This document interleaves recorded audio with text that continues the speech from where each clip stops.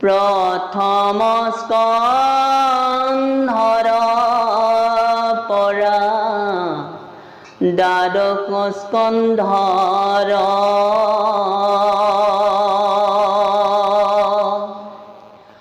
অগুৰুৰ কৃপাত উদ্ধাৰিয়াত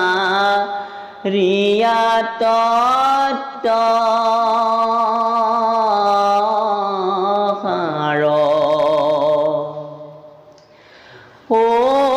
পুৰাণৰ মজ্জা মহা ভাগৱত